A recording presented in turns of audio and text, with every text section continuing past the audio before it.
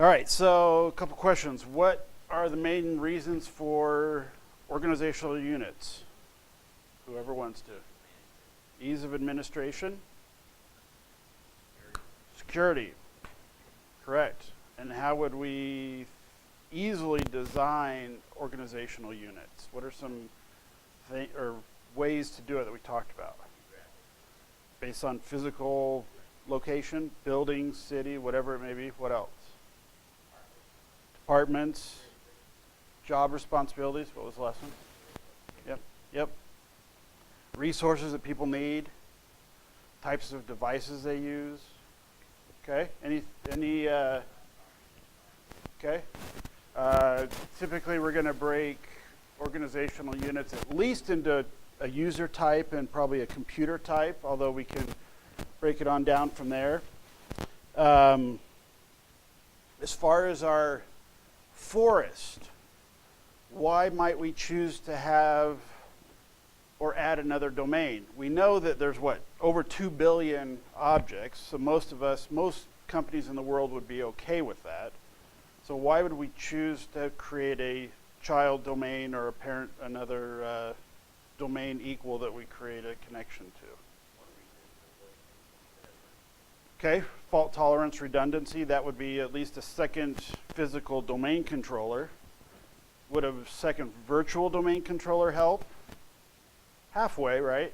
We have it, but if the whole box goes down, single point of failure. Okay, so why would we say I want Intel like we did and then Intel.ca or Intel.idaho?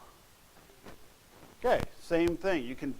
The word that they have used for 20 years is delegate authority, delegate of control.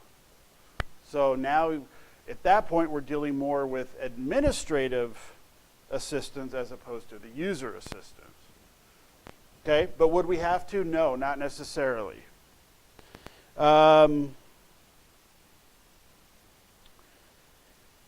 Little scenario, if we have, let's go back to our Japan scenario. We have to or choose to create another domain controller in another physical location, and there's limited internet connectivity. What are 2 ways that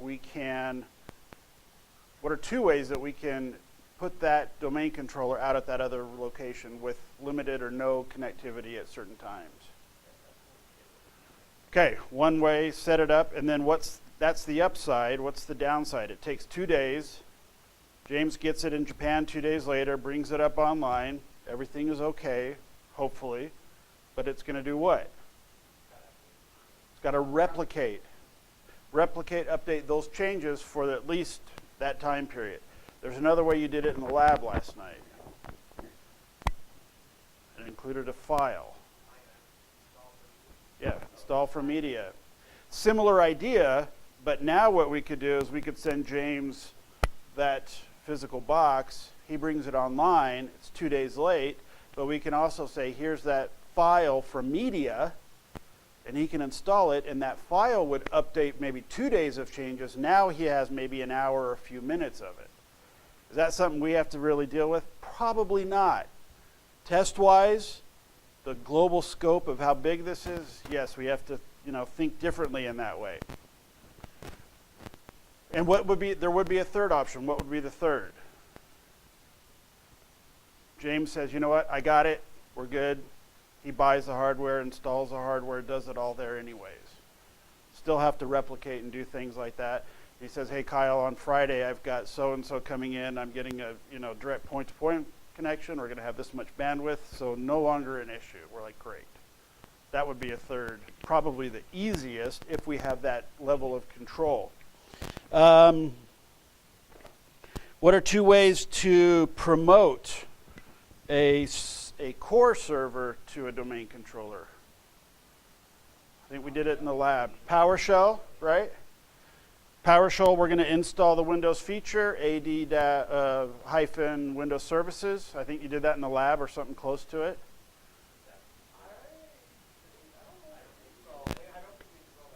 Didn't do that? Okay. Through the commandlet? Okay. Okay. So that would be one way.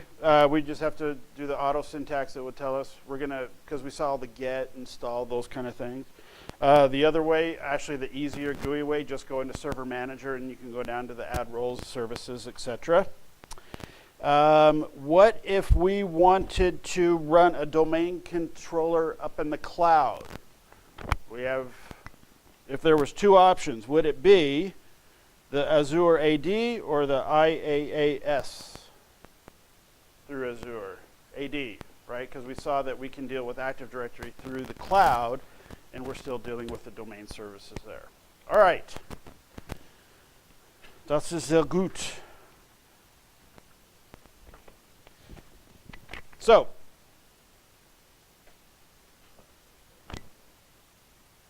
wie sprechen Sie seinen Deutschen? That's about all I know. Auf Wiedersehen. Entschuldigen Sie bitte. Tschüss. Bitte. That's about it. I can tell when somebody speaks German, just like I can tell if somebody's speaking Japanese or something else. All right, Module 3.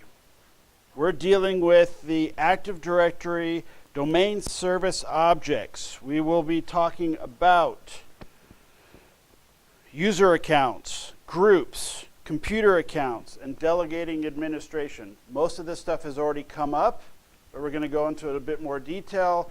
We'll have a lab when we're done. We'll see where we are time-wise. If that's our finishing point, we'll end there. If we can get a little bit into 4, we will, but chances are with the next 3 days off, we'll at least finish with 3. So, we get back to Active Directory, the administrative tools, creating our user accounts, and we have 2 types of user accounts. We have our local, which are physically on that machine. That's similar to what we classified as the work group, right? That was where Josh had 5 computers in his office, and if he's the administrator, he has to have Josh on 1, Josh on 2, Josh on 3, Josh on 4, Josh on 5. Josh is a local administrator on 1, 2, 3, 5. And what happens if he forgets 4? He goes to do something, access denied. What the heck is going on? So he has to remember all of that. We also know that for 5 computer, we have 5 user accounts. The idea with Active Directory, 5 computers, 1 user account, much easier to administer. So what we're talking about here is going to be the Active Directory. How do we go through and configure the attributes? We talked about those as well. Phone numbers, address, department, login, credentials, etc. What was the other part of Active Directory that we can go and customize attributes if we chose to? Schema.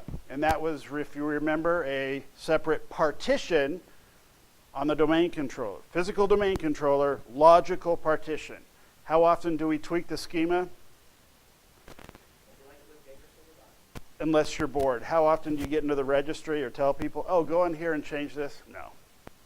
But if you're bored, you can have fun with it, I guess. There you go. No documentation. Come up with your own naming conventions. Create all your own schema objects, attributes. Huh? There you go. Hide every single share out there, every single resource. There you go. User profiles. Here is, and this is very quick. In the organizations that you are in now or have been in, who has dealt with roaming profiles? Okay. How so? Give an example. What is a roaming profile? Let's start there. So if you're not static, Okay. move around or do whatever, it's pretty much upload your profile to this file. Okay, so, and by everybody okay with what your profile is? It's your desktop, your settings. Again, what is available on that profile is based on what we allow through our policies. We can give them nothing except one button, or we can give them everything. So depending on what that is, a roaming profile will follow you to different computers. So when I go, now there is a hit. If I'm on computer 1 most of the time, but have to go to computer 2, it's going to take a few minutes depending on what you have and how it's going to do that. Okay. So when we deal with roaming, we talk about profiles, and then we have our roaming profiles. How many times have we had problems? Do you have problems with roaming profiles? Yeah. Yeah. And there's another big issue with roaming profiles. Well, it's an issue, not a huge issue. Disk space, because that stuff is all stored on the server.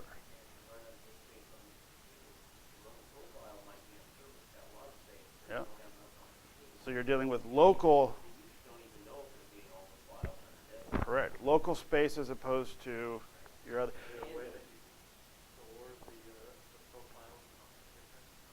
There's, you can go, you can redirect.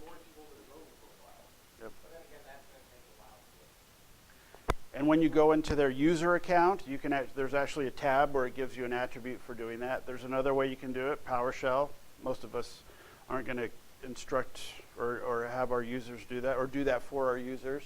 Group policy is another way you can set up. You can set up a policy so when that computer starts up, remember we talked about Monday, Tuesday with the admin tools. If he goes to a computer, he wants those tools.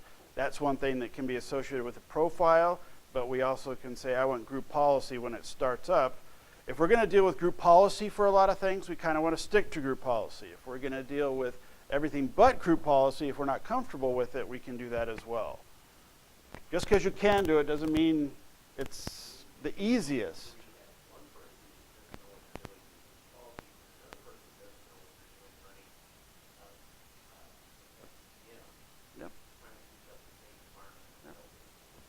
It can very well. So having those standards, you guys will, in the lab, you'll deal with creating user accounts and templates. Anybody dealt with templates for users? You can deal with them. And what are some of the things that you would consider in a user template? Okay. And how do you know what templates to create? Okay. Well, if I know that you're in finance, Okay. I know that you have these positions, and this guy says this guy's in military, you have to pick this, so I click copy. Okay. Every day somebody wants to have this done to their computer. Every day I'm doing the same thing again and again and again. Man, it would be nice if I just could do it once and go back. So when we talked about, that's getting into the design principle. Okay, Greg might deal with job security. He has no problem dealing with it every single day, all day long. But he could also take a 3-hour break and just have a script or have it done automatically, and nobody knows the difference. So using templates, and we'll talk about templates throughout this chapter because we'll have templates as far as our organizational units for users, computers, different types of containers, things like that. So admin tools. We have our Active Directory snap-in, which is called a MMC, if you're familiar with that. We get into our graphic tool. We also can get into PowerShell. Again, we've talked about that every single day. When we get into our Active Directory, there is one basic requirement, and it is many times assumed, but you have to have Active Directory. You have to have a domain controller. Active Directory snap-in, and then your administrative center. And when you were doing the labs, you were looking at a lot of that as well. And of course, you can also do the command line. If you have core, has to be command line. You may have the graphic interface and still choose to do command line. But those are the two tools that we're going to use. I like, of course, the snap-in. I like the visual side. I've been saying that all week. All right, so here's what our user account looks like. Does it look similar to a local account? Sort of. We have quite a bit more options. So when we come in for Active Directory, we're going to create or when we create a new user, name, your login credentials or your login name. Most of this, I shouldn't say most of it, this will already be defined at this point. What do you have to consider when you're dealing with the login credentials? Correct. Do you have one domain? Do you have subdomains? Is Tom, Dick, or Harry a part of group A or part of group B? Are they in this location, that location? Most of the time when you're creating a user, are you just going to get a phone call and say, hey, Kyle needs a user account? No, there's usually an order put in or there's a list. You may even have a form or a database form that somebody fills out for the different departments. It's associated with HR. What about passwords? We've talked about that, all right? You can set the strict conditions, etc. Does it ever expire? We talked about contractors, usually a default of a week, so that when they come back in a year, you remember that they're there, or they have to come through and set. You can also create a default. As soon as they log on, it's going to say, hey, I need a password. This has also become easier nowadays. 5, 10 years ago, you would have a lot of people that would get frustrated. I can't reset my password. Can you just make it 1, 2, 3, 4? All the basic things. We are nowadays, through the different generations, becoming more and more used to the password requirements, whether it's through web portals, websites, local. When we get into our third-party authentication, typically some sort of a hardware, security card, TIF certificate, etc. Who has dealt with those? Do you have those in the state? The RSA cards? I have, or Jason, I'm working on. Okay. Right. I've been down to the Okay. What would be the... RSA tokens and stuff. Yep. And a lot of times with that token, there's a digital readout. Okay. Got your smart chip?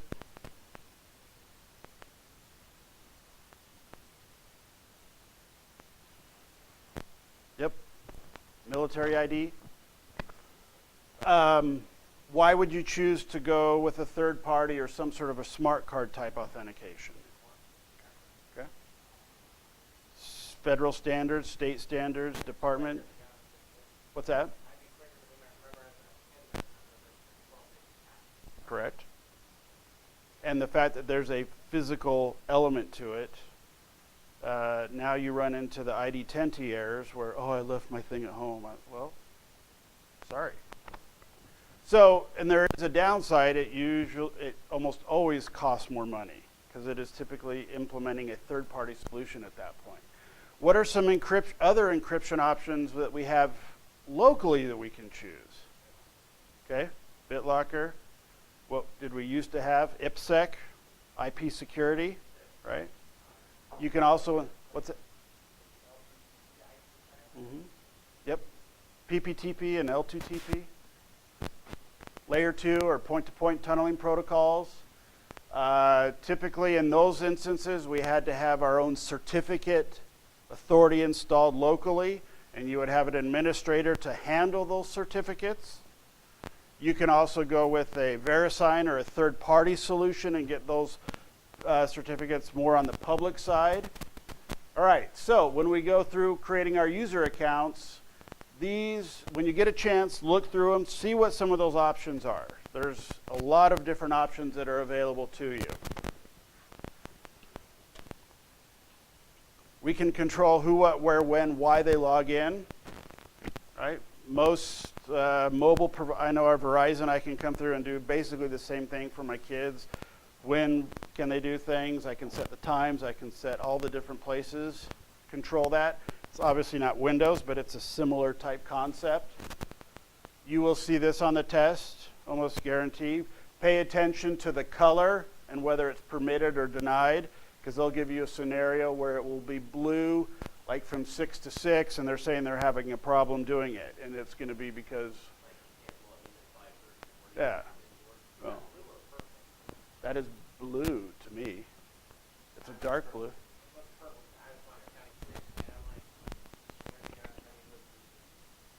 Does that look blue up there? That looks blue up there. Okay, that is darker than that to me. I'd still say blue. I'm just wondering which blue and purple. It is more blue on the monitor. It does look has a little purple. Has some purple haze. Go Jimi Hendrix.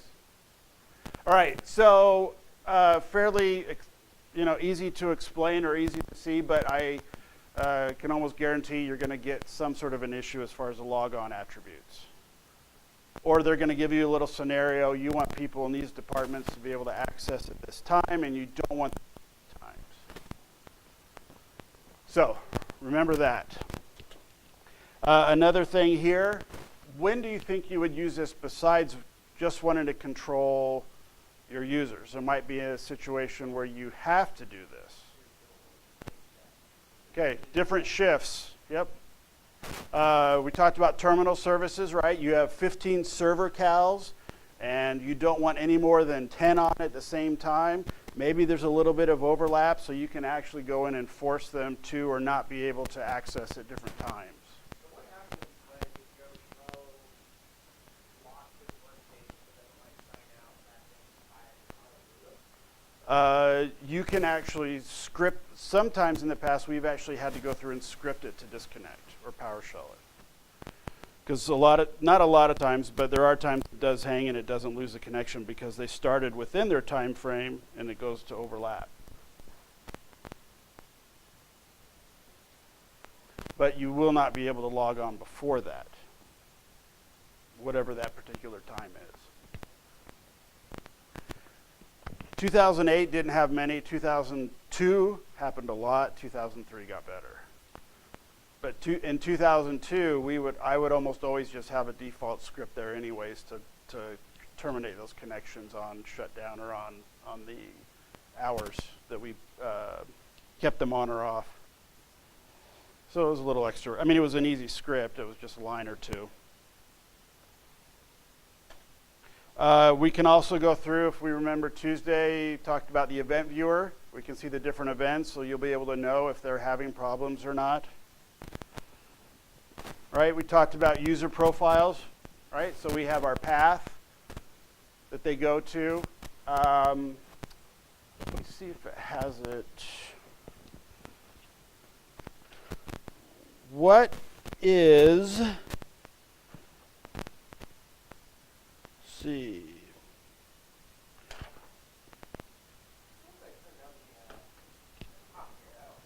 I was just going to do that. Yes, it is. Thank you. What is, there we go. When you go through and create the profile, what happens when we see this?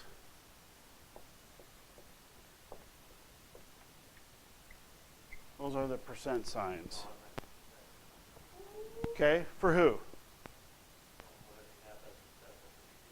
Correct, and that is a defined term that we called a, it can be a the wild card would be the character associated. It would be a variable. When you get into code, you have a variable, and the term itself means it can vary. So instead of having to know everybody's first name, last initial, etc., we put the percent, username percent, and it will automatically take whoever that user is, right? It will automatically take that name and fill in the gap. So when we're dealing with our template is going to say user, London server, user folder, etc., and it's automatically going to associate that and create that. If you don't use a variable, you're going to have to put everybody's name in there in that case.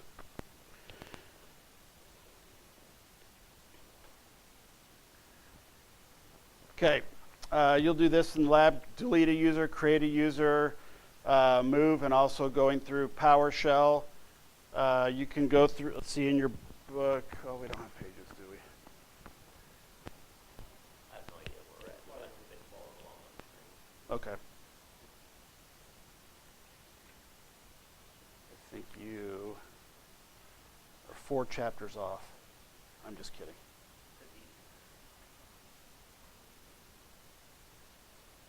No, you're...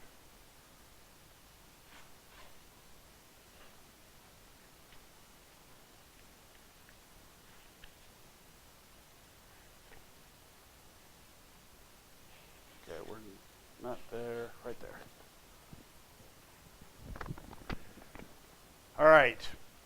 right. Questions on the users, user accounts, templates. Okay? Yeah. Profile is one of the questions I remember, the variable, the time I remember that being on tests off and on throughout the different versions. Most of them, I believe, were more smaller, like scenario type questions in this environment. Why can or can't this person do this? You'll probably get more in this area. So now we talk about groups, types, their scope. All the way back to NT, so 20 years, we have dealt with two group types. And these are domain groups. We have distribution groups and we have security groups. Right? We talked about the SID, that security ID, associated with each individual object. What is the difference? If you've read it, you already know, but the difference between a distribution group and a security group.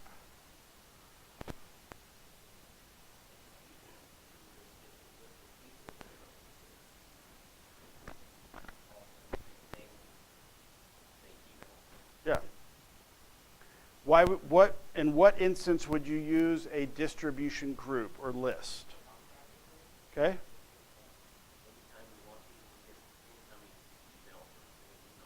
I have my managers, okay? I have my managers, etc. And that will also be replicated. We talked about the global catalog, so it'll be easier to find. Distribution groups. Here's a question. If I can create a distribution group for managers meetings and or a security group for managers meetings, if I am only going to use it as an email list, could I create it as a security group? Sure. But why would I not? If I know that's the sole purpose, why would I still choose a distribution group? It has to be email only, but there's one other thing. The overhead. A distribution group is only doing one thing. Security groups have a lot more to them, so it'll take more to replicate, change, etc. Correct. Yes, from parent to child, etc. The other thing here is somebody could say, well, you can still use your security group as an email list, but if you go back to my question, or you read the Microsoft test, which says you are only going to use an email, check the way they ask the question, because if they are only saying email, you might answer that. If any question says you might also want to deal with permissions, yes, you can do it as an email list and as a security group. And then you're still dealing with the one group. You would? Yeah. Microsoft would say, if somewhere in the question it says at some point you could use it, you want to create an email list that you want to give read access to something. That should immediately tell you, wait, I'm now dealing with permissions and security issues. So look for those keywords. And if you mess up, I said, hey, Greg, I wanted you to create security groups instead of those 2,000 distribution groups. He doesn't have to delete and redo them. You can just go in and you can change them. Even PowerShell will let you go and do group, batch changes if you need to. No, because when you switch it from a security group to distribution, those things are gone. Or you already have You would, with the group. We,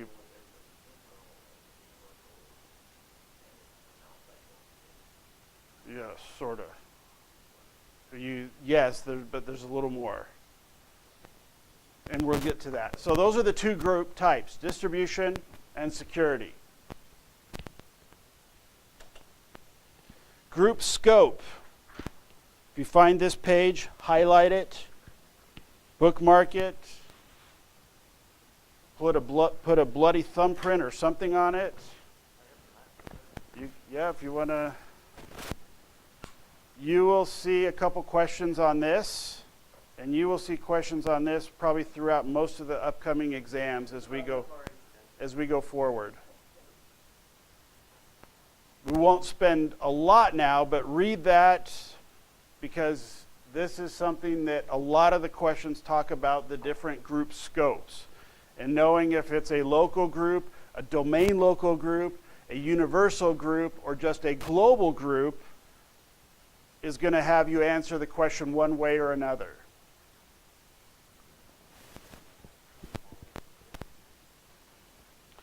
You could. Everybody gets to do everything all the time. Almost. Okay, so they have the 4 group scopes. Local, domain local, universal, and global. Local, of course, is just for the local computer. Domain local is within the domain. So if we deal with several domains, this would be limited to Intel, Intel.California, Intel.Idaho. You used the word earlier, we've used it the last day or two, inheritance. When we create a parent domain and there is a child, the child inherits certain characteristics, but will also not inherit depending on what we choose. So inheritance becomes an issue. That will be in part of your questions. So when we deal with local groups, what is an instance where we would use a local group to control resources? Not on my computer. Nobody needs anything on my little desktop. What type of a local group would I say somebody has to have full control? Okay? What type of local admin, yes, but there's a specific, what type of resource would I need to use a local group for? Okay? Printers, file servers,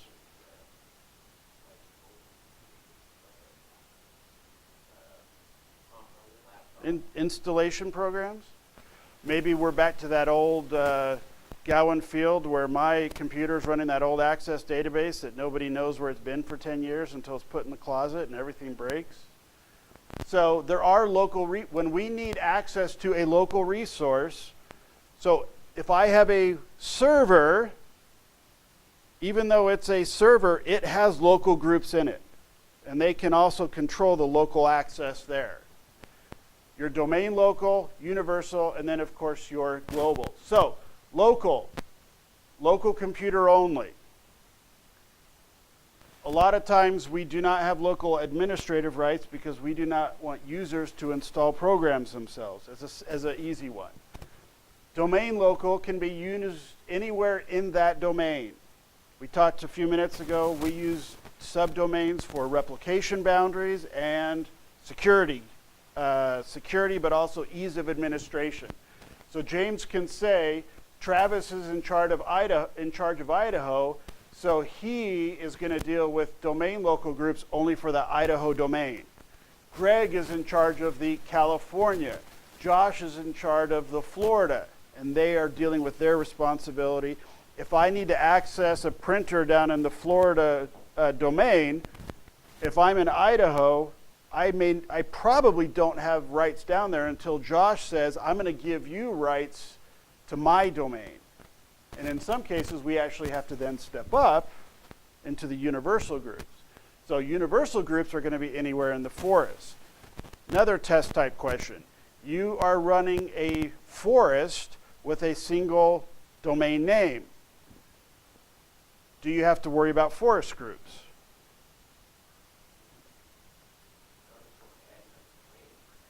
Okay, but we're strictly one domain, intel.local.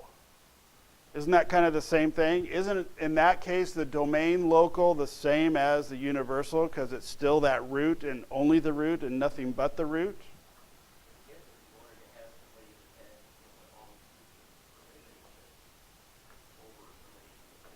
Okay, so you could say, I'm giving you domain admin, you're a domain admin and you're a forest admin, but we're still only one domain in the all-inclusive forest, so really we're the same thing.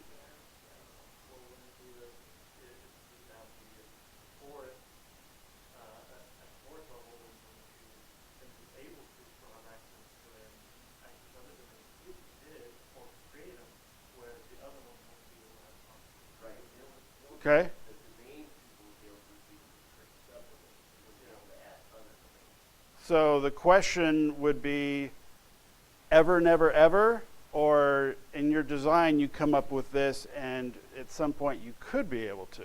So in that case, he's thinking ahead, thinking, I want to do this, and the question, the answer isn't, he's answering it but differently. You just want to follow best practices. So I would want to use universal groups, even though it's the same tree, the same forest, the same domain, it's all inclusive. I still want to follow Microsoft's best practices so that when my company is bought out by somebody else or Ameribin grows by a couple hundred people and has to go into a new building, you're already built and it's already in place. So best practices.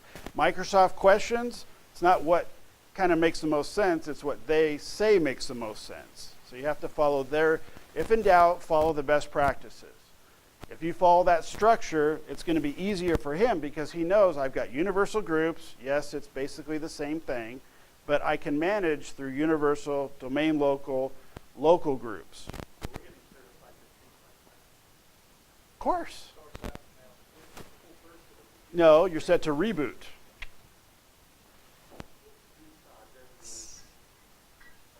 Make sure you're plugged in. Make sure you're powered up.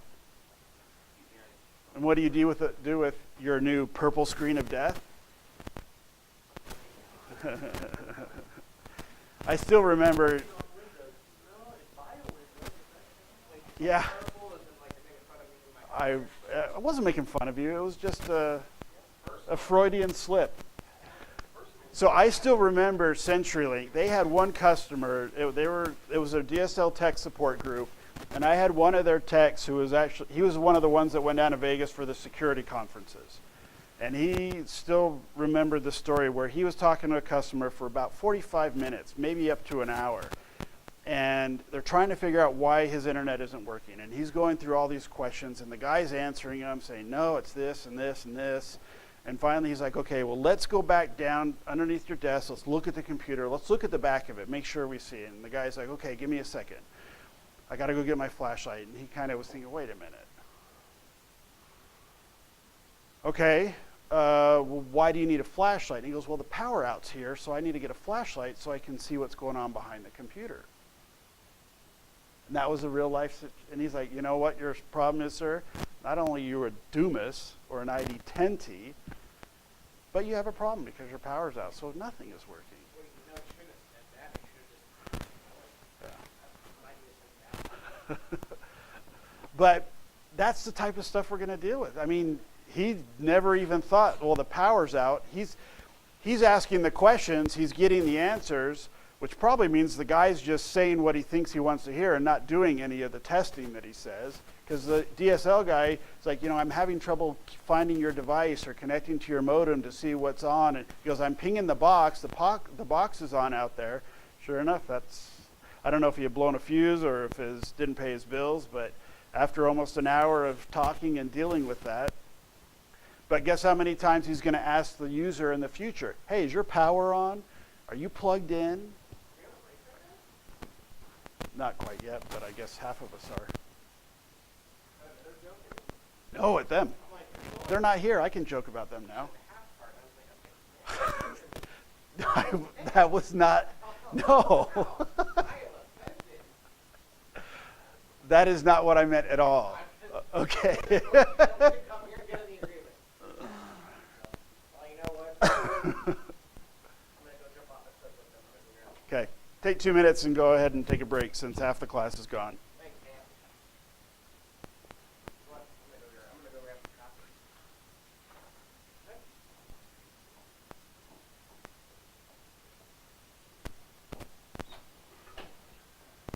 Don't worry about it.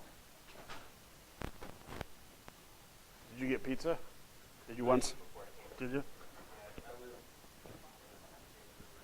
Which one's that one? Oh, yeah. I'm down off of, I'm basically on McMillan and Linder. But I've been on McMillan kind of in between Eagle and Meridian for about 20 years.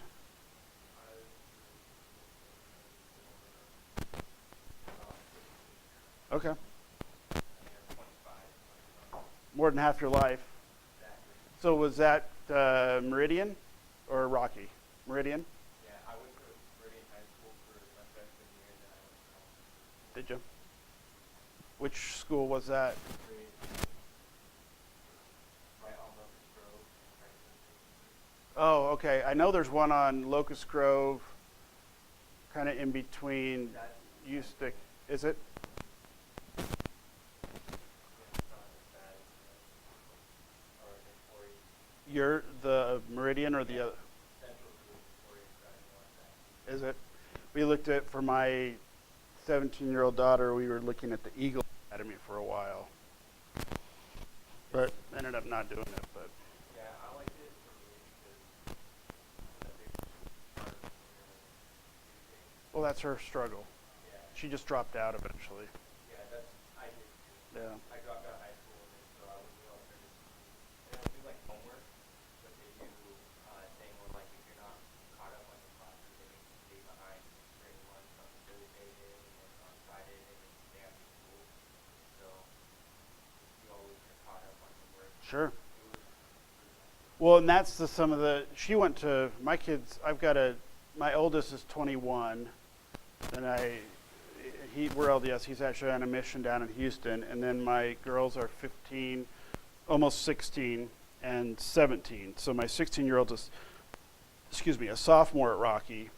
My son graduated from Rocky 3 years ago, and then my daughter would be a junior, but she dropped out kind of beginning of her sophomore year.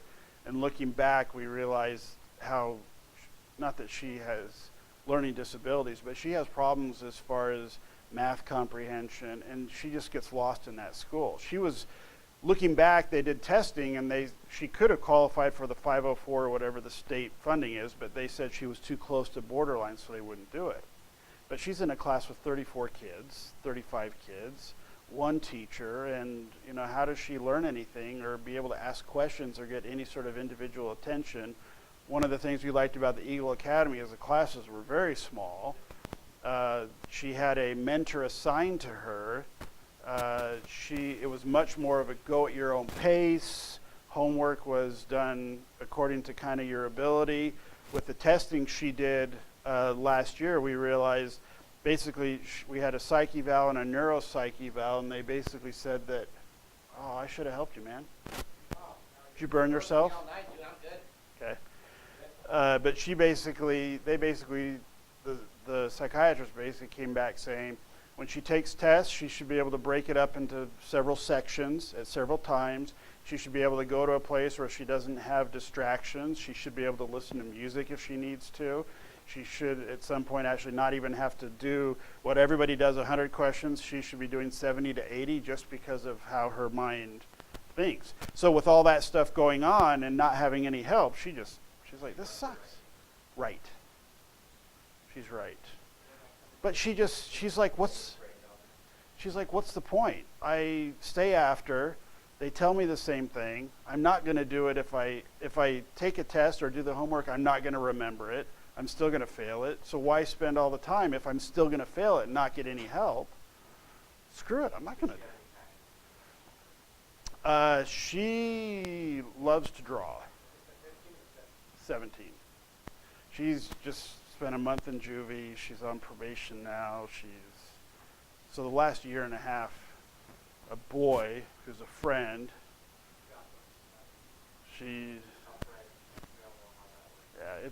it was devastating. I mean, she's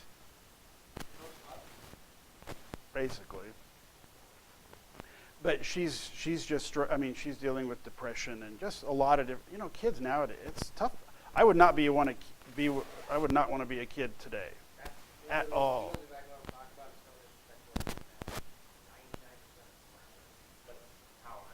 Yeah, really?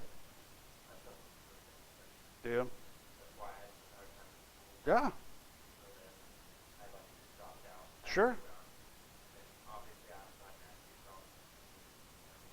Kids, though, I mean, sure.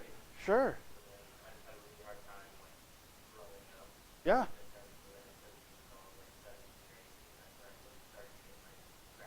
Sure.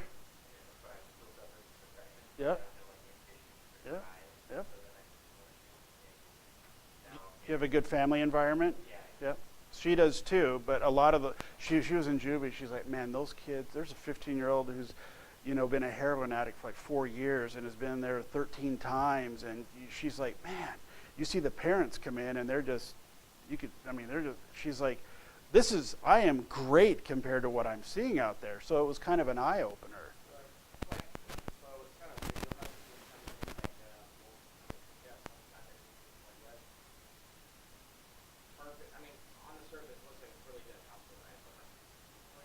Yeah.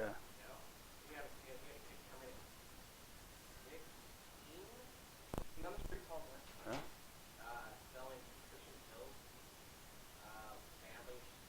Yeah.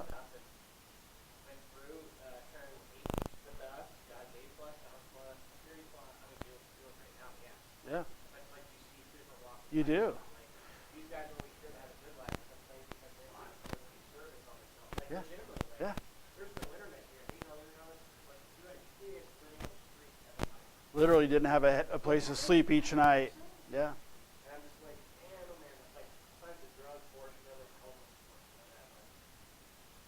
Well, and we see with Erin, my daughter, I mean, even when she's kind of in a good place, she's like, oh, how's it going? I love you. I mean, our family always says, I love you, goodbye. We're always doing those kind of things, but just seeing, how much we pay attention to her and she still has those struggles. And my wife has dealt with it, but I have known for the last 15 years that depression is a very real, tangible problem that you can't ignore.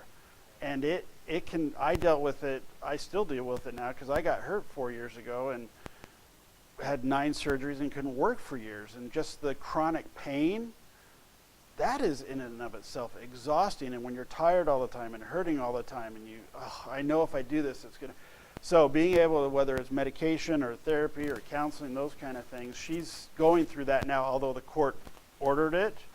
We can see that it's helpful for her. And she'll be 18 in August. And a couple weeks ago when we were visiting her, she's like, she goes, I'll be 18 in 9 months and look at where I am. And the judge kind of said, if you do this, detention is no longer an option. You're going to corrections, and she's like, Erin, you do not want to go there. And so those kind of things kind of stuck with her. So it's yeah. Yeah.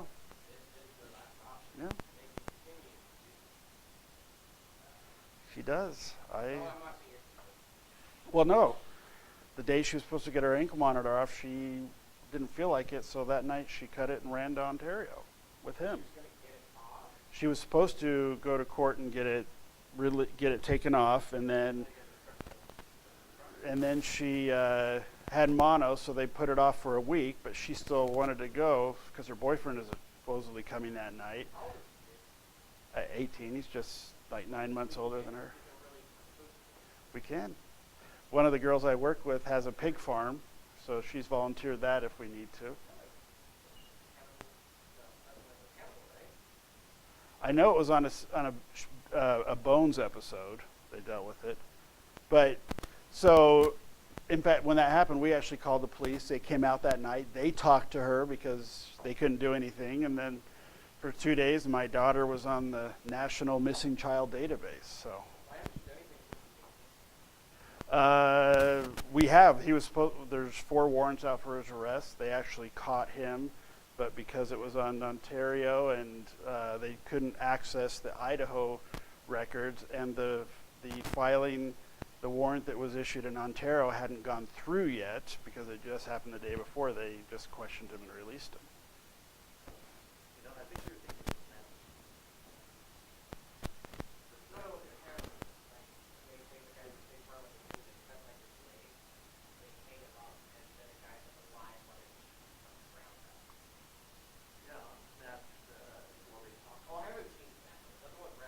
Yeah, do I think about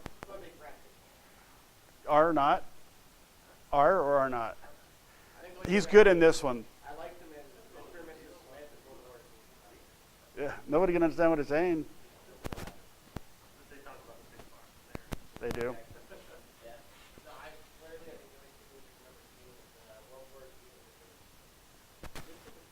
You ever see Fury? Oh, I've already been there. Yeah. That movie irritates me. Yeah. That movie, that admin typewriter kid, I was just Yep. shot him right in the back of the head. Oops. Slipped. All right. So anyway, I'm glad you're doing good. Glad it's working out. Well, that's why I have hope for mine too. I'm his mentor. That's good. Oh, no, now I'll hope you love that. He'll steer you down the right path of Microsoft. That we know. Are you saying right because that's what they're paying you to say? Oh, heavens no. Wink in the back of my head. All right, so our group scopes. Local, domain, universal, global. In your, again, mark those in your book. Oh, sorry. What? When would you use an external domain? How do you get trusted external domain? I'm assuming your Intel IND. Would that be clean up? How does that work? You, That done on server side. you can either do it through the server management console. Trust? Yes. Yep. Now, in order to do that, you have to have particular access in the other domain. When you're dealing with another forest, you can build what they call forest-to-forest trusts.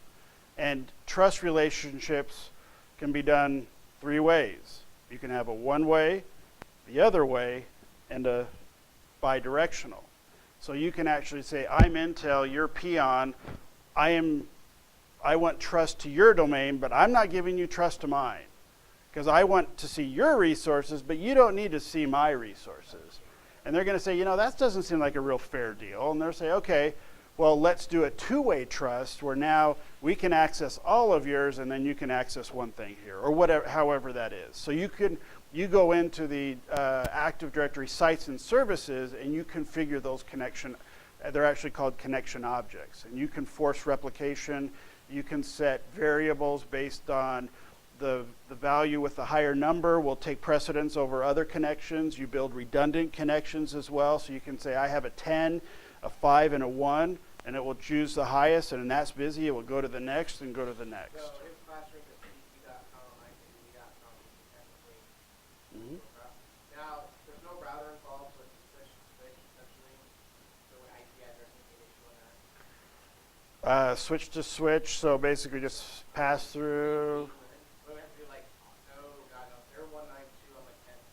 I'm A, they're 6. So basically, RAS or kind of stuff like that. Somewhere you got a router that really has the name on them that we now you wouldn't, theoretically, you would have a point of or a point of entry, which would be a RAS or something like that. In this case, you don't have to. If that is, as long as that switch to switch is acting as a router and you're routing from one network to other, that's all you need. So you can do it locally as well. So even within your organization, you could have a child trust to another child trust similar to a forest to forest. Yeah. I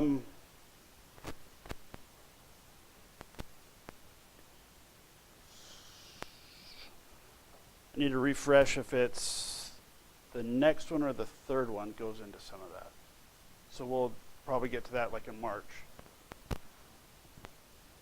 And I'll still be here, so I'll remember that. But yeah, we address that, and you'll see test questions. You won't see questions like that on this, but you will in the first, probably the 212 class, I believe. The 412. We're 410. Oh, that's the third class. Yeah, yeah. And then right now they've just got me the MCSA. I'm not sure what other track. I might need at least 3 days off in between.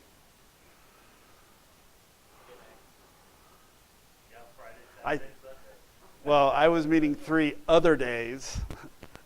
But yes, you're right. I do have Friday, Saturday, Sunday. And it's not just me. I think you guys will need a couple days in between some of those too. Yeah. back to back to back.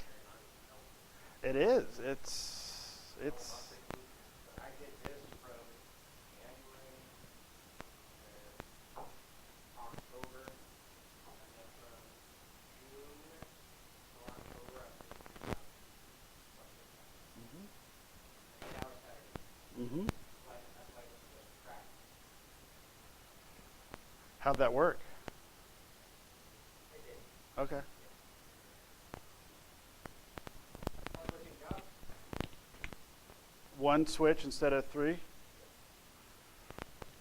All right, so mark that. Mark the group scopes. You will see questions on that. The local, domain local, global. Now, here's the strategy. IGDLA. IGDLA.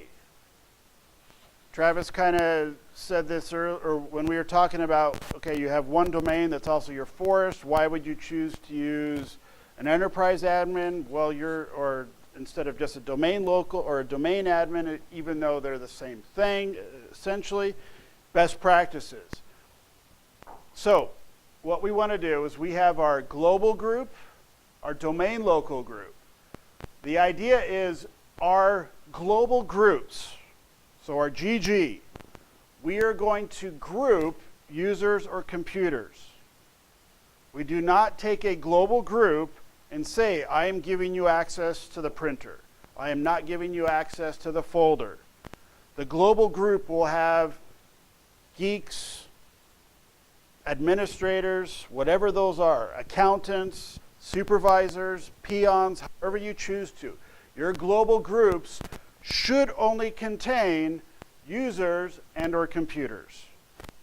But we want to group them logically or physically based on the things we've talked about all week: replication, administration, laptop types, desktop types, mobile device types. So, you're saying, let's say, sales. Does that say, you know how you have like California ISO? Take sales of all, I'm assuming you put the users in the group code sales. You take California sales, Idaho sales, take those groups and put them in the global group? Correct. Okay, I thought it was the way you said it, sounded like you're doing individually handle that. No, that's the design stuff that we get into. So basically what you're saying, here's the absolute, not requirement, the absolute Microsoft requested / required rule.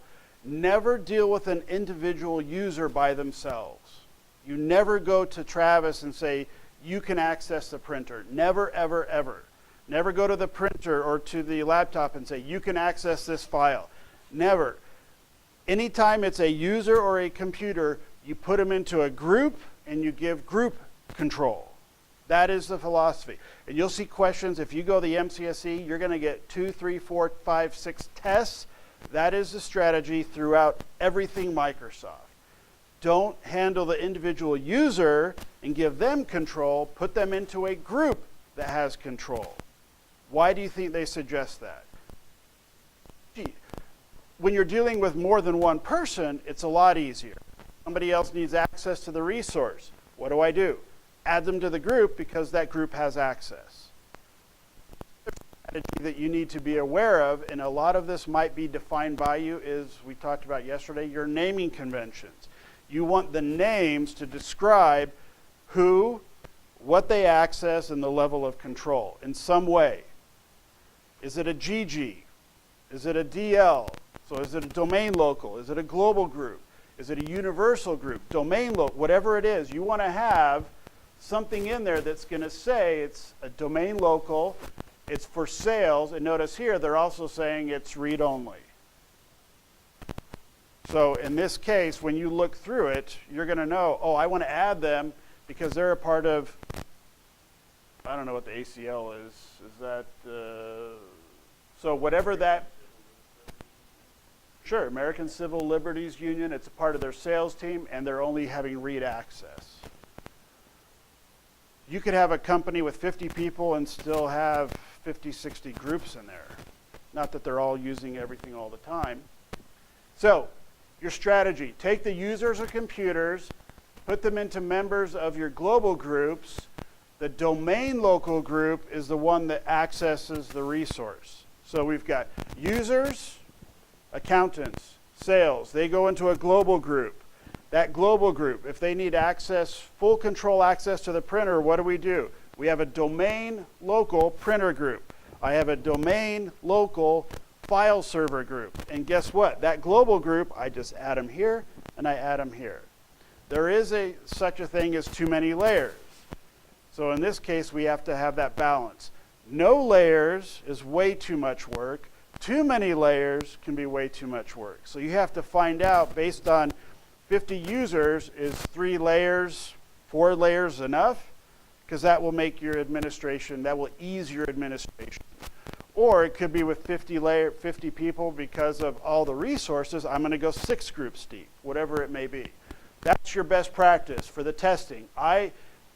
We take our users and computers, put them into global groups, which then go into your domain local groups that are given access.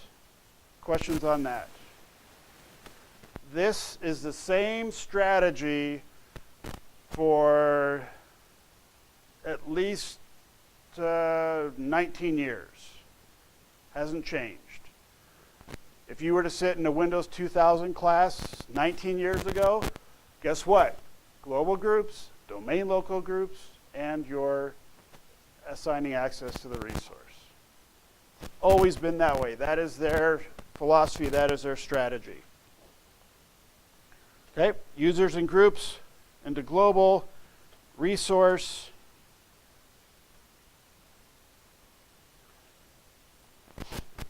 Questions on that?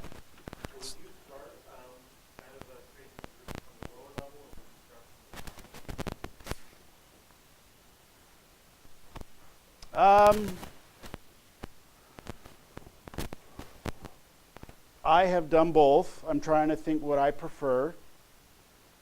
Do you ever use mind mapping? Have you ever seen any of those mind map apps? If you go into your Android or Windows or Mind, M-I-N-D map. There's a bunch of them. There actually is one tool called Mind Map. If you do Microsoft, the product is called Visio. Awesome, awesome, awesome tool.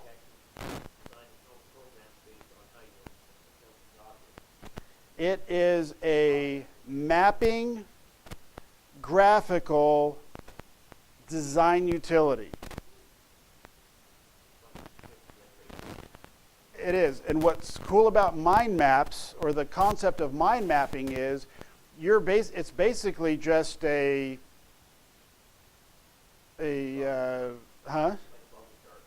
is. I'm trying to think. You're just mind. Yeah, it's basically a brainstorming page that allows you then to organize and group based on that. So Invisio's one I've used, as well as I've got Android. So I think MindJet is one. Anyway, so I'll just go through and start. For me, I start with physical resources typically. I will go through and say, okay, I've got printers. I've got 10 of those. I've got 3 that are color printers. I've got 2 plotters. I've got black and white printers. I've got inkjet printers.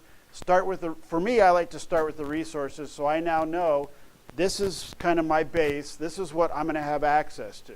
And then I'm going to start just scribbling down. I've got 3 different departments: administration, I've got engineering, I've got HR. Okay, within HR, I've got 1, 2, 3. Within engineering, I've got 2. Within administration, I've got 6. And then with the mind mapping utilities, you can actually start dragging and dropping and pulling those pieces about.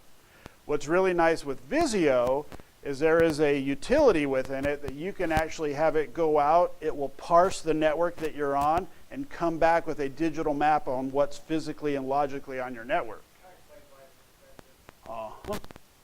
And if you were to go to Google and search for add-ins for Visio, there are literally thousands and thousands of graphical objects you can add to Visio.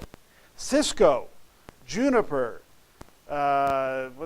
Sonic Wall. They all have graphical pieces that you can download and install in Visio. So when you're creating that server map, you can actually have a physical Cisco router right there. It'll be the 1720, whatever. Yeah, yeah. And there's options. You can go to properties and say, here's my subnet mask, here's my IP address, here's my naming convention, here's the groups that are allowed access. If you get a chance, I want to say, I don't think it comes with Office 365. The action pack we talked about Monday for $4.95, you get Visio. It is, and I believe you can download Visio legally for at least a 30-day copy, 30-day trial. I'm looking everywhere on purpose. If my eyes kind of go that way, I can't help it. I've heard of it. I have not.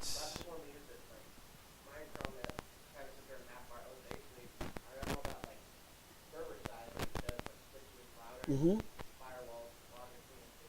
Yep.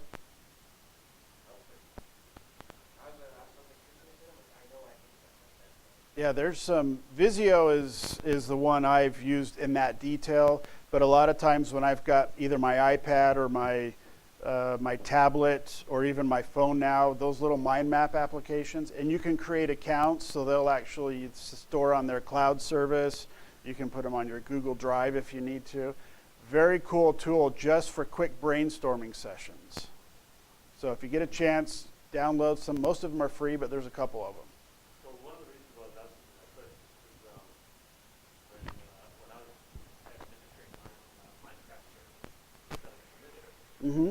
setting up my group, who basically you're adding, who you're how you, whatever you need, And were these on the local server, your local machine? Okay. and then use that as a permission to do like this. Okay. Like the Cisco permissions where you permit all to deny more IPN. However, you put it up in this logical order that we call Okay. that. You do the same kind of thing, set it up the same. I always found that it seemed easier to me in that aspect to go ahead and start off with admin, because then when you start working your groups down and they're inheriting Mm-hmm. certain parts, and then you start adding on to denial. Sure. Okay. To me, that was easier. Mm-hmm. So maybe I have done that, but for me, I have typically, and it also depends with the companies I've consulted for. Some of them are the ones we're building the company, so there's none of that structure in place. So we're basically starting with people as opposed to resources. So in that case, I would go more top down. If we're dealing with an organization like we did one with Indiana University, and it was in their biological research division, there's a doctor that had invented this compound that was being used for kidney renal failure. And so we had certain access to some of their network. In that case, there were already all these resources out there, so we were starting at the bottom up there. My logically thing is start with the physical and move up to the logical. That's how I guess I feel more comfortable. Because you are dealing with the physical resource, dealing with logical access. But either way, we'll do it. As far as Microsoft saying A or B, I don't know if they'll say A is B or B is A. The idea there is the IGDALA accounts to domain local to a resource. All right, so we have built-in default groups. Do we want to just use the default groups and never have to create our own groups? Please say no, Greg. Good. I saw you shaking your head. So these are the built-in groups. We can also tell enterprise admin, we talked about, right? Forest. Schema, we've also talked about that. Not everybody, in fact, really nobody will be a part of the schema admins unless you're at that level. That is Forest. Administrators for each domain, right? We talked about California and Idaho.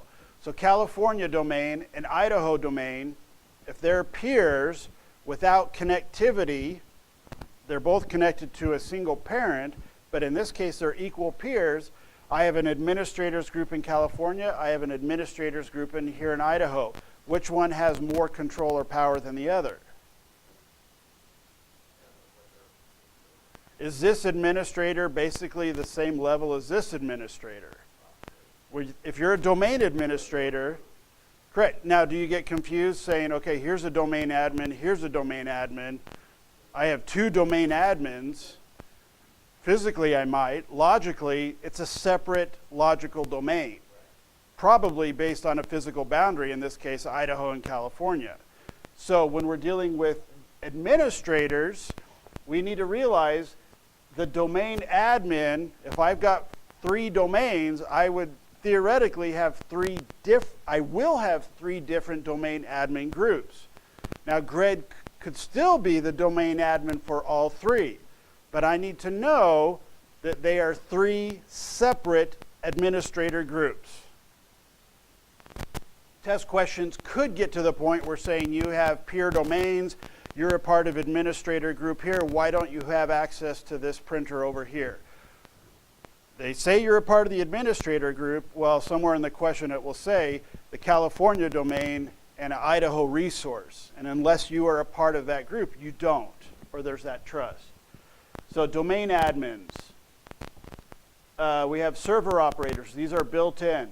Account operators, backup operators, print operators, certificate publishers. I don't know. Yeah, Probably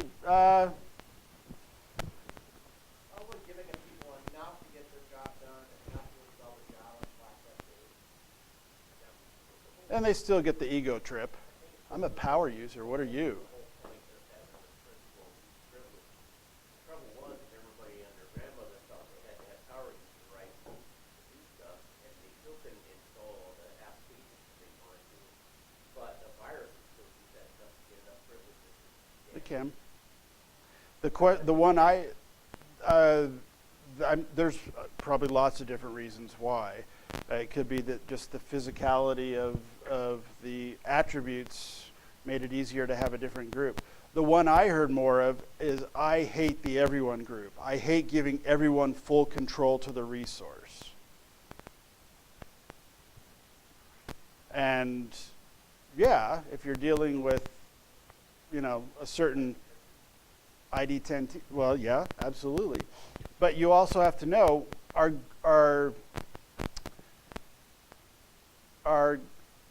accounts like this most restrictive or least restrictive? In other words, if I have a printer and everyone has full control to the printer, and I'm a part of everyone, yet I am a part of the CPA read-only group. Okay, so I'm a CPA read-only to that printer, but I'm everyone full control to the same printer. So I'm in everyone full control, CPA read-only. Am I most restrictive, which means I can only read, or am I least restrictive, which means I'm a part here, I can do everything? Correct. Depends on what. So you may be in that group, but that group adds up to that printer. This is a built-in group. Oh, yes, we're saying yes. So both of them are attached to permission. Correct. So you're gonna at least, most restricted. Most restrictive. That is, so when people say, I hate everyone, full control, the easiest way for me to deal with that, I give everybody full control and I control it through the other groups. Even if they don't inherit it, Yep. It's great unless you're trying to enable active things. You have to enable inheritance for active things to work. Inheritance is enabled by default. If you want to stop inheritance, you have to go and remove the inheritance attribute from that. You said you like to have people with explicit permissions applied. But if they have all their permissions applied explicitly, they don't have inheritance. Oh, no, okay, I see what you're saying, yes. And that's for whatever reason, the system that I'm working in now, somebody set it up so that you did not automatically have inheritance enabled for everyone. Oh, yeah. Which is kind of something you have it first, but at the same time, if I'm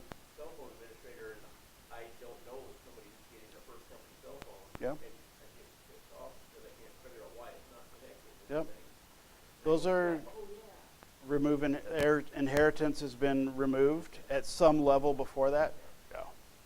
Yeah, there are lots of different variables, but for me, the most part, it's easy to say everyone full control and then restrict it based on the other. And if they're not in a group that is on that resource, they don't get it. And there's going to be, again, different parts or different suggestions or personal types. So here's the different built-in groups. Typically, the broader privileges, okay? So I could be a part of the administrator's container, or let's do this, the domain admins group. And it's not like they're saying, you're a domain admin, but I'm not going to want you to do A, B, or C, so please don't do those things. I don't want you to delete user accounts. I don't want you to do this. Don't change those. And you're always going to get somebody that says, he said I can't do it, but what happens if I right-click and...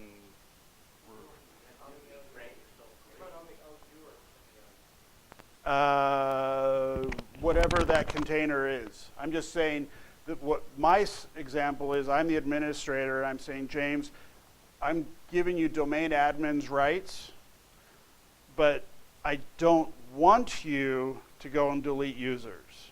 I'm not actually disallowing you, because right now, when I make you a part of the domain admins group, you get all rights and privileges based on that. I can delegate control, but I'm the boss who's not the IT guy, and I'm saying, James, you're a domain admin, but I don't want you doing these domain things. And you're saying, sure, I won't do it. But in the background, James is saying, wait a minute, he said I can't, he doesn't want me to do it. Does that mean that I really can't do it? Or he just doesn't want me to, and you're going to always have the guy that, if I delete, it'll let me delete. Oh, crap. Basically, these groups are going to be the most restrictive. So we're going to want to create our own groups to build it down if we need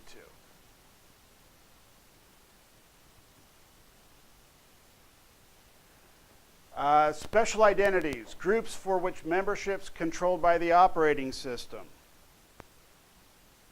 Can be used by the Windows server based on authentication. It's based on authentication, not the user account. We just used one of them, right?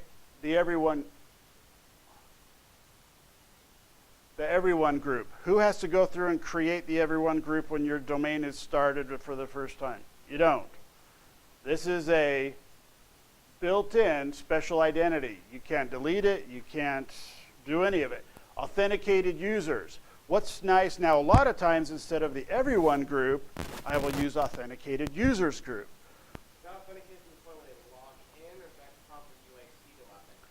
It is based on a user's successful login. Because once they have successfully logged in, they are at that point considered an authenticated user. If I have a RSA credential, that's still a part of the authentication. If they don't meet the physical part, yet they can't go on, they're still not authenticated. Basically, the authenticated user is the everyone who is allowed on the network. Okay? Interactive, you got your creator owner. That's based on if you create a user, you are now the owner of that user. What happens if Greg leaves the organization and he is the creator owner of all these different groups or objects? The account is deleted, or he decides to leave, and does it matter that he's still the creator or owner of all these groups? If his object goes away, then it would default to the built-in group type. You can also go in and take ownership of it, like you would a file. You can take ownership of that particular object that was created. But this is less of an issue in many cases. So we have our creator owner, network, interactive user, anonymous user, authenticated, and everyone. One other thing, remember the event viewer from Monday and Tuesday?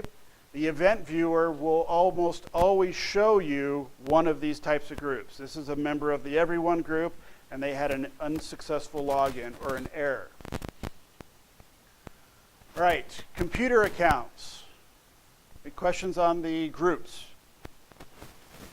Like I said, I guarantee you'll get questions on several exams for that. I'm even trying to think if Network Plus had some of those things. I know on my network exam there was group strategies, user strategies, inheritance strategies. Even though it's CompTIA, there was still a lot of Microsoft-centric processes or questions. A+, I don't think so, unless you're dealing with the security down at the individual account, but that's much more hardware. All right, computer container. Specifying the location. We touched on that, I believe, Tuesday. Controlling permissions to the built-in creator computer accounts. Offline domain join. We've talked about that. Computer accounts, secure channels. How do we reset those secure channels? And what happens if it's a BYOD? Bring your own device, not BYOB. Well, you could do a B too. Either way. Anybody heard of ProClarity in town years ago? They basically did a application that ran as a front engine tool for Microsoft Excel. My brother-in-law and father-in-law both worked there. They were then bought out by Microsoft and hired by Microsoft. And in their, I don't know, I just thought of it because I said bring your own beer. In their break room, they had a full-size fridge just stocked with beer for anybody who was there. ProClarity, before Microsoft bought them. Yeah. And they're not drinkers, I'm not drinking, but there were, for the most part, it was not abused, I'm sure at times. But yeah, they just stocked it full of 6, 7 different types of beer. Lunchtime, let's go to the cooler. So bring your own device. This is also an issue that a lot of people will say, no personal devices on the work network. But we do have more options here because that has become such a predominant part. All right, computer container. Everybody's seen this doing the labs, right? When you get into your console, you've got your computers. This is what we actually saw before. When we get into our naming convention, right? So for us, it was a datum. The locals, we had the computer container. Distinguished name. CN equals computers. Your domain controller, or your domain is a datum. The domain naming convention, excuse me. So we get into computers in a datum.com or a datum.local, whatever it may be. This is where the default computers will go into this container unless we assign them somewhere else ahead of time. Is that a GPO or what's that? It's a built-in container. No, I'm saying, if you want to take them away from the built-in one, You would put them into a GPO that you would create yourself. Sorry, that a GPO can be applied to. Thank you. So I know if you go to a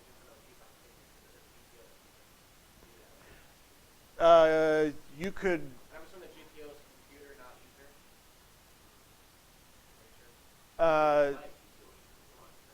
the GPO to automatically move the computers from the built-in. in this case, you would not be able to because the built-in container cannot have a GPO assigned to it. Correct.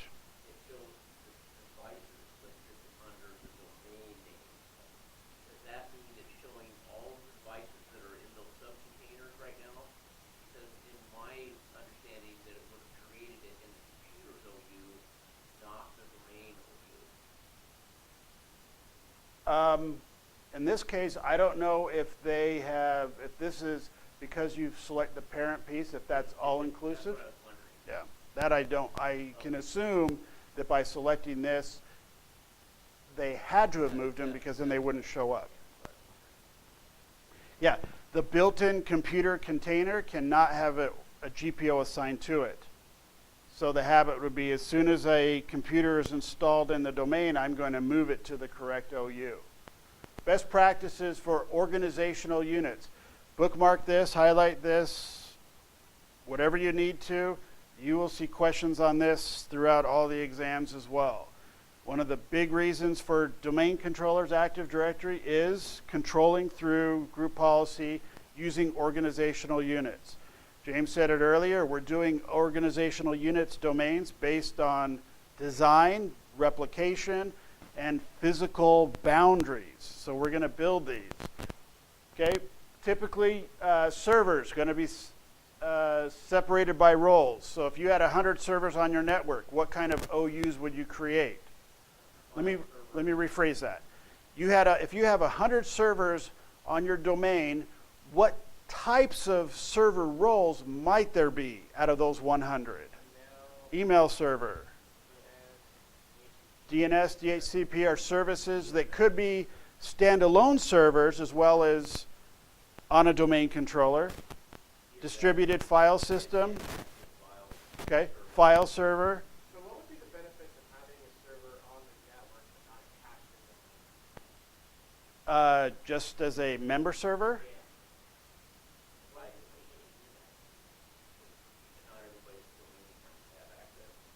I'm assuming it's going to be a server that's supplying the network to some nature. But it wouldn't be it wouldn't be joined to the domain. You could do it for like big backup stuff. I would say right now at the top of my head, I could think two reasons. One would be security, so there is more controlled access. The other would be that it's running proprietary software which may not be able to join a particular domain. So there might be a setting or requirement that does not permit that. So it has to be a standalone, not just a standalone, it has to be a non-domain type server. Most of the time that is not the case. If it's a server providing services on the domain, I need it to be a part of the domain. Because I'm losing group policy, I'm losing that security, that control. However, because it's not a part, it's also separate in its entirety, so that it can be its own security boundary. It would be its own security boundary. The only thing I can think of is if there's a RSA server, RIS would need to be a part of the domain. Remote or your Radius server would be part, but there could be third-party solutions. Or test. You could have a member server on the domain that's a part of its own test domain that is disconnected from the physical, which is actually a good idea. VLAN or like physically? You could do VLAN, but probably, if I were to have a test group like that, I would have a complete, separated, isolated. What's that? Not connected, without trust, etc. What I have done is taken the domain controller from my primary domain, created a copy in an isolated domain. So now I'm actually dealing with exact objects. In that case, there is no physical connection at all whatsoever, because if they do, you could run into replication. But as opposed to recreating everything on that test domain, I could actually create a replication copy of it. I've done that on one instance that I know of for a very in-depth testing platform. When I worked for the Commission for Libraries in maintenance that had the sporting studio for the repairs. Uh-huh. When they went through and redesigned that, put in the digital studio booths and things like that, they let me send off 4 strand by servers backup system. And I physically isolated it for 1 hour every week, like run my update. Mm-hmm. And the rest of the time they were secure, so I didn't have to worry about the volunteers came in, Uh-huh. they don't get into the rest of the safety. In fact, when I would update that test network, I would physically disconnect the other to connect that one just to make sure there was no boundary crossover at all. So just remember, organizational units, this isn't physical, it is logical, but we will design it based on physical boundaries. Building, departments, location, roles that are out there. So we talked about different servers. We might have an email server, a database, SQL server. You may have a IIS web server These are all different servers on the network. If we're following good practices and philosophies, if I have a domain controller, I'm going to have at least 2 physical domain controllers. If I have an Exchange server, depending on what it is, I may have several servers clustered together for that. If I have a file server just for disk space, I may have a dozen different file servers out there on the network as far as storage goes.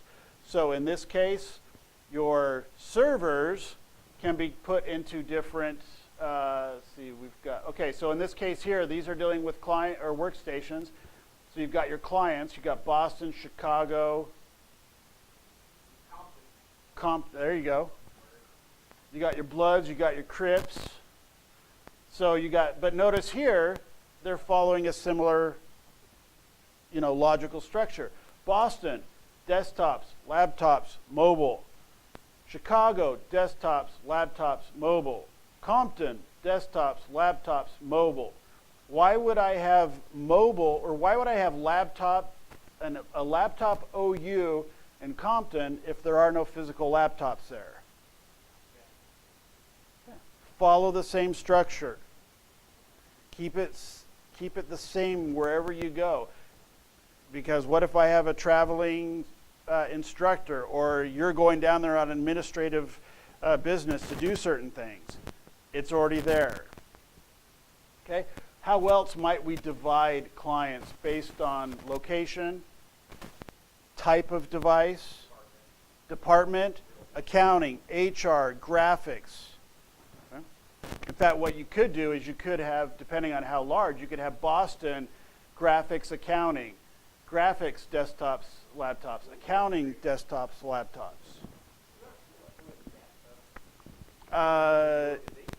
If you had 10 people with 10 computers, yes.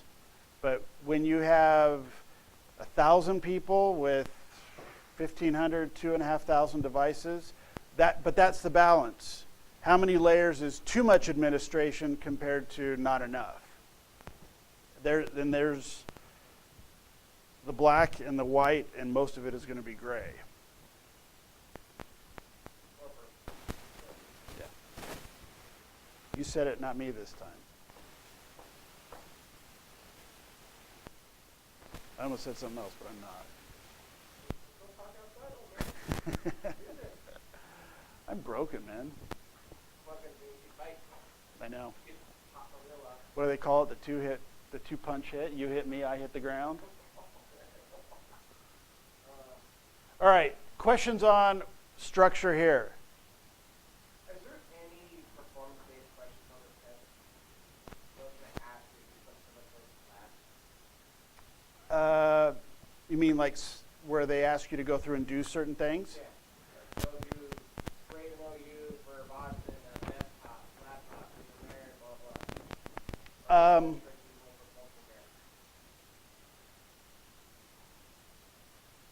Without 100% certainty, I'm going to say almost everything is multiple guess. Select one or select two of the following, or select all that apply.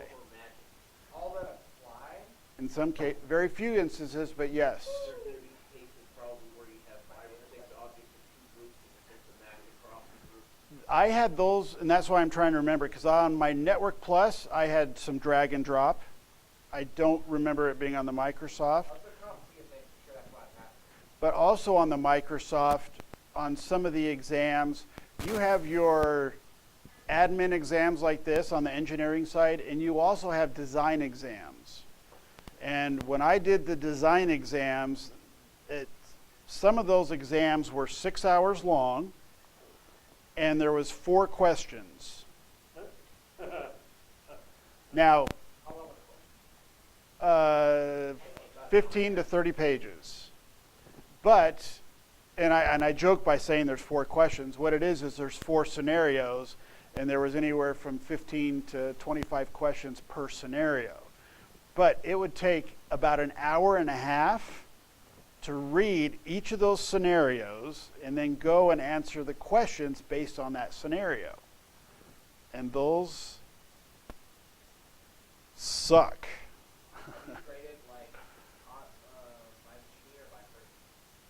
Oh, it's machine. As soon as you hit finish, So for instance, if you don't have them like clients, but it says you get docked. you would. You would actually X out the question would be a fail. If it says choose 2 of the following and you get 1 of them, you don't get it half right. It's a wrong question. I know 1 of the 2. That's why strategy, and you can Google and kind of find out what people do, and I'll give you the test questions to get a sample of. That's why when you're doing the test, regardless of what you do, always guess something. Don't leave one blank, because if you run out of time, at least a guess is better than a blank, because a blank is a for sure fail, or for sure a wrong answer. And my strategy is if I don't know the answer, I will almost always be able to at least eliminate one of the answers, if not 2. So instead of a 25% chance, now I'm down to a 50% chance. So you'll get some of those. Sometimes I just keep a coin. Just kidding. But yes, your first. Now, here's the other strategy, and I don't like the whiteboards. I hope that they'll let you do paper. If not, certain questions will be answered by other questions in the test. So if you're not sure, I always had a sheet of paper where I would say, okay, number 23, I would put number 23, replication down parent or up parent. And if I were to go through another question, it could be question 63, and the way they asked the question, boom, go back to 23, change it, because I knew exactly what it was at that point. It didn't happen a lot, but you figure out of, if you, probably 10% of the questions will give you, other questions will give you help on it. Or you'll know the right answer for one, and then all of a sudden it opens up your eyes on the other one. Another strategy, personally, I would go through the test once, not super fast, but I would go through it just relatively quick, go through, answer everything that I know for sure, and then by the time I did that, once I went back and started one, I've already gone through the 60 questions, so now I actually kind of have an idea of what's going to be out there and so forth. Different strategies. I didn't do that in the beginning, but probably the last 15 or so tests I took, that's what I would do. So there's lots of different, and if you have questions, we can talk about it at a later time as far as what works for me, what might work for you, and what might help further on down the road. Okay, here's our delegation of control.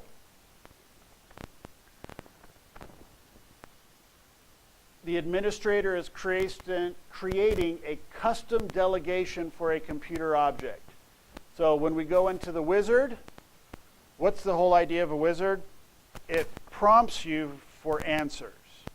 You're going through the wizard, which is saying, do you want A or B? And you say B. And then it says, okay, with B, do you want C, D, E, or E, F, G? And then you'll choose.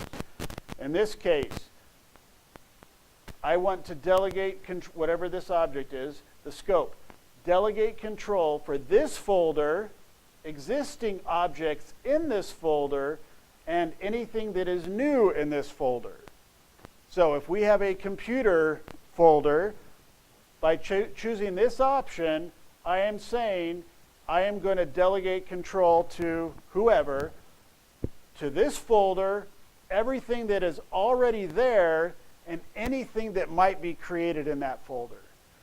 Or I can say, as far as delegation goes, I only want these objects. So if I go into the container, I could say I only want computer objects. And then you're going to say create selected objects or delete. This is also dealing with inheritance. So if I were to grant delegation of control at folder 1, if I were to create a folder in it, that person would also inherit that, as long as it's selected by default.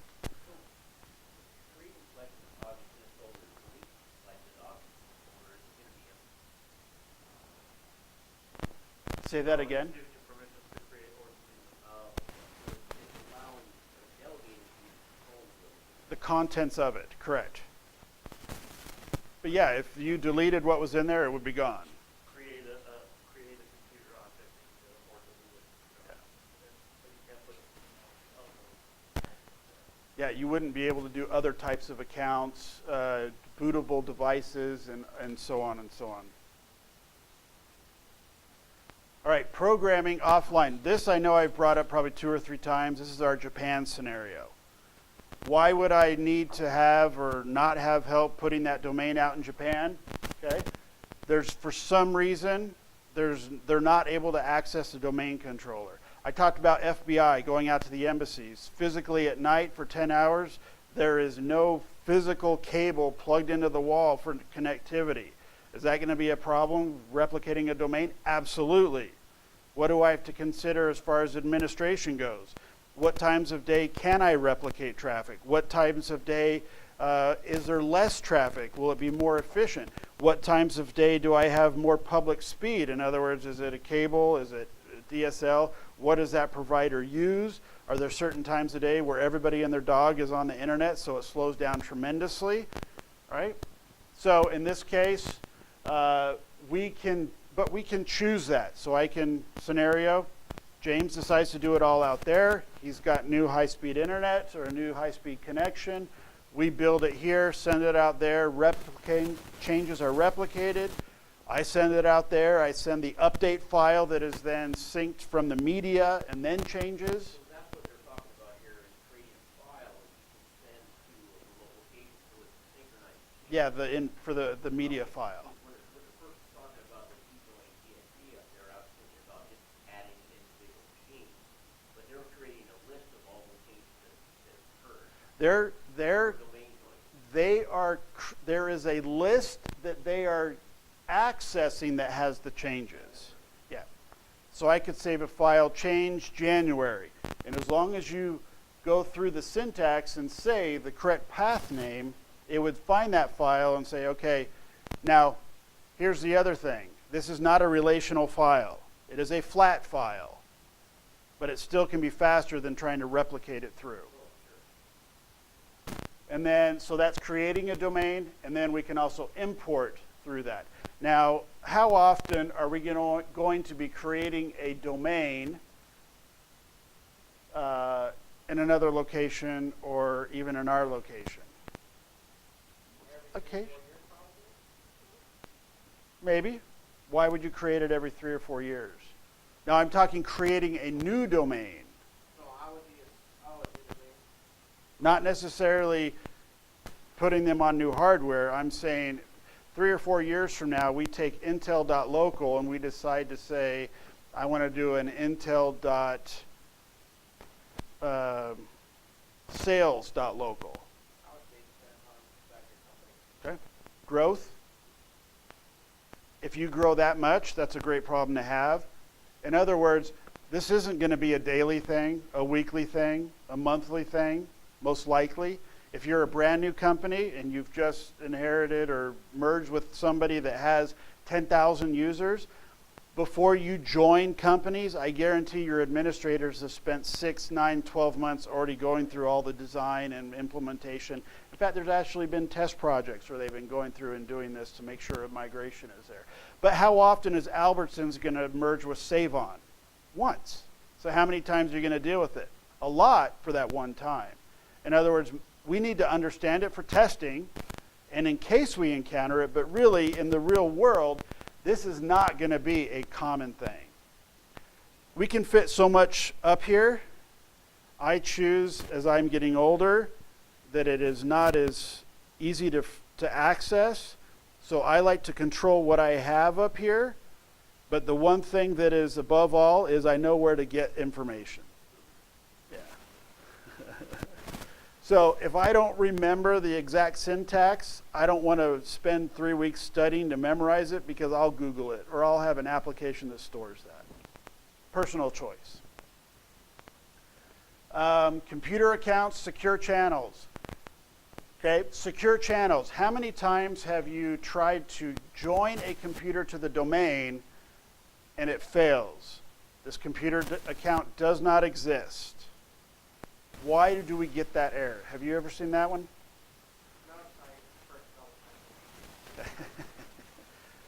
You've Oh, yeah. you've encountered that one yet? There's no logging service available or Okay. whatever. Haven't done it enough to not run over. It doesn't happen often, but it will happen in certain cases. When will that type of an error typically happen, where it says trouble joining the domain, computer object is not found? So for me, then the not joining portion of it's usually IP address related, but it's static or TCP. Okay. Okay. Sometimes our computers, if actually our actual work computers, somebody shuts them off for like 2 or 3 days, they fall off. Get out of scope. Depending on how long your lease is. If I have a 24-hour lease, how long will I actually keep that address through DHCP? After 12 hours, what is it going to do? Halfway through that lease, hey, you still here? You are? Great. Guess what? Another 24 hours. 12 hours later, you there? Yep. Go ahead. Are you there? No answer. Guess what? Halfway through that next cycle. You there? Nope. Halfway through that next cycle. Until finally that 24 hours, it will lease it back to the pool. Now there is another problem. Why is it, not a problem, but an observation. Why is it when a lease expires after 24 hours, if my computer were gone off for 24 or 25 hours, when it starts up, why will it almost always still grab the same IP address, even though it theoretically is back in the leased pool?